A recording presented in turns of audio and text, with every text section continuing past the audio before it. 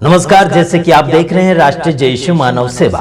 साथ ही साथ आप सभी का धन्यवाद करते हैं कि आप हमारे वीडियो को लगातार देखते चले जाते हैं। आप सभी का हम धन्यवाद करते हैं। इस समय कुछ और बातें और कुछ और खबरें आप सभी के सामने हम लेकर आ रहे हैं और इन सारे विषयों के ऊपर आप सभी को ध्यान देना होगा। हम जैसे कि आप सभी को बताना चाहेंगे कि कहीं लोग ऐसे पाप अपराध में पकड़े जाते हैं, गुनाहों में पकड़े जाते हैं, उन सभी को सही मार्गदर्शन में लेकर चलना हमारा काम है, उनको सही मार्गदर्शन देना हमारा काम है।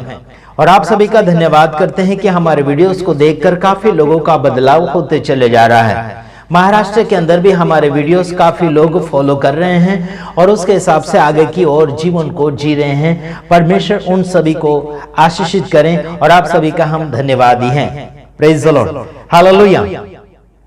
तो हम देखने जा रहे हैं वचन। उससे पहले आप सभी को कुछ बात कहना चाहता हूं जो वीडियो के अंदर आप सभी लोग ध्यानपूर्वक समय बिताइएगा। यानी कि लिखा है गलतियों की किताब उसका 6 अध्याय उसका 1 वचन हम आपके सामने पढ़ना चाहेंगे। खासियत बात इसमें निष्कर्ष यह है कि सबके साथ भलाई करना।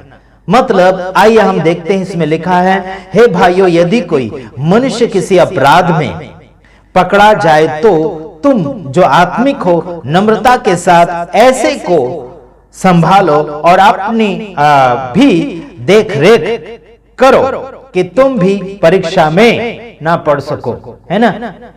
हेलो, समझे कि नहीं समझे मेरे भाइयों बहनों। जो व्यक्ति कमजोर है, अपराध में फंस गया या फिर अपराध में वो पकड़ा गया हो, उस व्यक्ति को भी आप संभालिए और साथ ही साथ अपने आप को भी संभालिए ताकि आप अपराध में ना पड़ जाएं।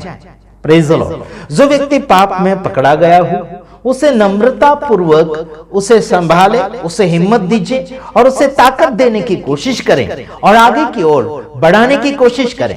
काफी लोग अपराधी को धक्का मारते हैं, गिरा देते हैं या फिर हटा देते हैं, अपनी संगति से हटाकर फेंक देते हैं। उस व्यक्ति को अपने साथ लीजिए ताकि आपसे वो सीखें और आगे की ओर वो बढ़ता चला जाए और आपसे सीखकर वो मजबूताई को महसूस करें और आशीषित जीवन को वो आपके द्वारा बदलाव ला सकें। Praise the lord, hallelujah. साथ ही साथ आप सभी को यह करना चाहिए कि आप भी अपने आप को संभालें और आगे की ओर बढ़ते चले जाएं।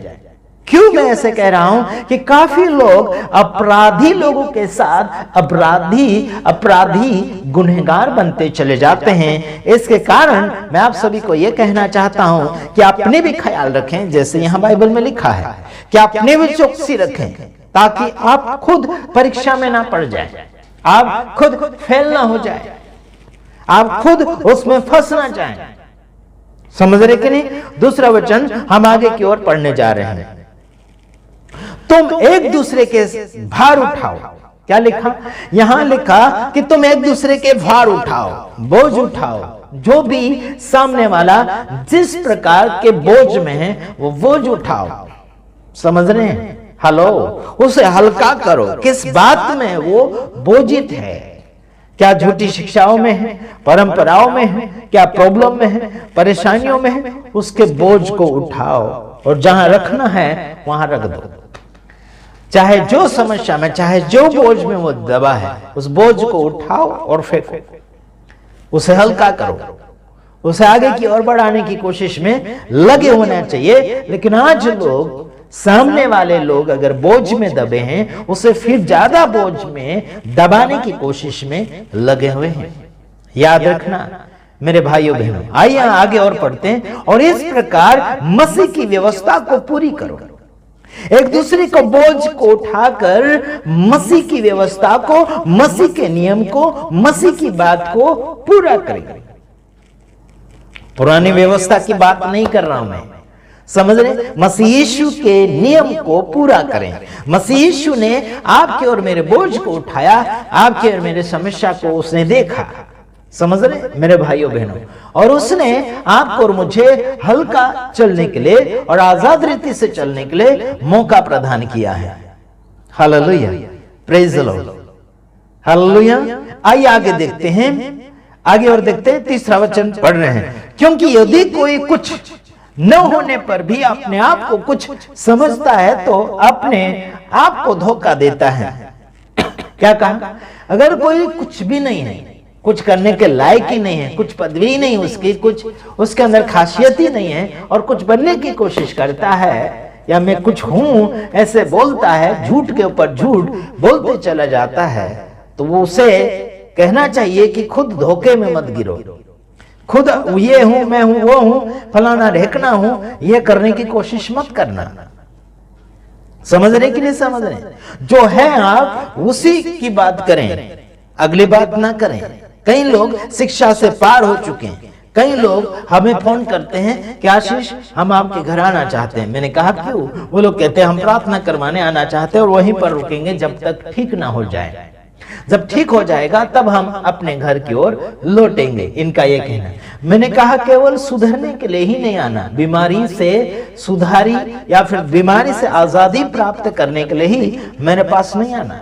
मैं वचन सिखाता हूं, नियम सिखाता हूं, उसके अनुसार चलेंगे तो फिर हम कुछ आगे की ओर आपके लिए कुछ कर सकते हैं। हम किसी को लालच नहीं देते हैं और ना ही किसी को दबाव देते हैं। मानना है तो मानो, जाना है तो जाओ, रास्ता खुला है। समझ रहे कि नहीं समझ रहे? रास्ता खुला है, उस रास्ते से, जिस रास्ते से आप आए हैं उसी रास्ते से वापस लौट जा सकते हैं। समझ रहे? हम जो सेवा कर रहे हैं लोगों को मजबूताई देने के लिए, लोगों को हिम्मत देने के लिए ये सारी सेवकाएं चल रही हैं। आपको लूटपाट करने के लिए हमने कभी नहीं बात करी। हेलो, आपको सुनने के लिए मिल रहा होगा अभी क्रिसमस का महीना लोग सोचते हैं और चल रहा है, ऐसे लोगों का कहना है। वहां पर लूटा पाटी चल रही है, इतना दे दो, उतना दे दो, ये खाएंगे, वो पिएंगे, क्या क्या पहनेंगे, बहुत कुछ इनके प्रोग्राम है और हिसाब किताब चल रहा है। ये हमारे इस राष्ट्रीय जय यीशु मानव सेवा में ये बिल्कुल ऐसा नहीं है और ऐसा होगा भी नहीं, आने वाले समय में भी नहीं होगा। और जो ऐसे गलत कर रहे हैं उनका पर्दाफाश करते चले आ रहे हैं। और आप सभी का फर्ज बनता है कि इस चैनल को ज्यादा से ज्यादा देश विदेश में फैलाना है। और जो लोग चुपचाप बैठे हैं, सेवा के लिए आगे नहीं बढ़ रहे हैं, उनको जागना चाहिए। और आप अगर नहीं जाग रहे हैं तो आप निद्रा में हैं। आपकी कौन सी नींद है, उस नींद से बाहर आ जाना चाहिए। समझ रहे कि नहीं समझ रहे? मेरे भाइयों बहनों, जो मसीह यीशु जो नियम देकर गए हैं उस नियम को मानते हुए आगे की ओर बढ़ते हुए आप नजर आना चाहिए। लेकिन देश विदेश में हमारे फॉलोअर्स बैठे हैं, हमारे कुछ दर्शक बैठे हैं, वो चुपचाप हैं।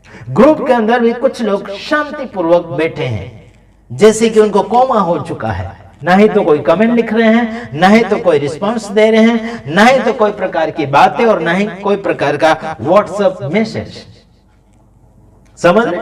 उनको कोमा में गए हुए विश्वासी कहा जाता है। समझ रहे कि नहीं समझ रहे? संसार भर के ऐसे लोग अच्छे हैं जो हिंदू संगठन से पाए जाते हैं। वो लोग हमें फोन करते हैं और कुछ वार्तालाप करते हैं, लेकिन ऐसे लोग हैं जो क्या बोलना चाहिए, सीख तो रहे हैं लेकिन सीखा हुआ जो आपके अंदर है उसे दिखाओ, लोगों तक पहुंचाओ। जो यीशु मसीह का वचन आपने क्या पाया, मेरे द्वारा, किसी और के द्वारा आपने जो वचन पाए हैं वो जरूर दिखाने की कोशिश करें जो आपने पाया है। Praise the lord, hallelujah. प्रभु आप सबको खुशी मंगल में और आशीष मंगल में लेता चला जाए। दुआएं हमारी आप सभी के लिए हैं। और आपको क्या प्रॉब्लम है, क्या समस्या है, व्हाट्सएप के ऊपर लिखकर डालिए, आपका फोटोज डालिए या फिर आपकी परिस्थिति लिखकर डालिए। विश्वास हम पर नहीं, विश्वास परमेश्वर के ऊपर आपका होना चाहिए। Praise the Lord. आप क्या सोचते हैं कि आप हम पर विश्वास करके आप ठीक हो जाएंगे? बिल्कुल नहीं। हम नहीं ठीक करते, प्रभु यीशु मसीह ठीक करते हैं। हम प्रार्थना करते हैं और प्रभु यीशु मसीह उसका जवाब आपको सही समय के अनुसार देगा। अगर आपको जवाब नहीं मिला तो उसमें हम कोई भी प्रकार के दोषी नहीं हैं। हेलो, समझ रहे कि नहीं समझ रहे? मेरे भाइयों बहनों, प्रभु आप सभी को सलामती देना तो चाहता है, तो आप क्या सलामती लेना चाहते हैं या नहीं? उस बात को मद्देनजर रखते हुए हम आप सभी के सामने लगातार आते चले जाते हैं। God bless you. आशीष करें प्रभु यीशु मसीह आप सभी को। और जितने अमेरिका से कुछ इंग्लिश में हमसे बातचीत करते हैं उन सभी को कहना चाहता हूं आपको हिंदी में लिखना आता है तो जरूर व्हाट्सएप के ऊपर लिख कर भेजिए, और हिंदी में अगर बात करना आता है तो जरूर हिंदी में बात कीजिए। ठीक है, ये इंग्लिश मत झाड़ो हमारे पास, समझे कि नहीं समझे? इंग्लिश मत झाड़ो। अगर आपको हिंदी में हमसे बातचीत करना है तो किसी अनुवादक को बिठाओ आपके सामने, जो भी देश विदेश से जो हमसे बातचीत करना चाहते हैं, जिनको हिंदी नहीं आती हो, तो हिंदी वाले को साथ में बिठाइए और बाद में अनुवाद करते हुए हमसे बातचीत कीजिए, ताकि वो बातें हम पब्लिक तक शेयर कर सके। God bless you. बस इतना ही। प्रभु आप सबको आशीष करें। आगे बढ़िए और कमजोरों को साथ दीजिए और उसे मजबूत कीजिए और आगे की ओर बढ़ने के लिए उसे मौका प्रदान कीजिए। धन्यवाद। God bless you.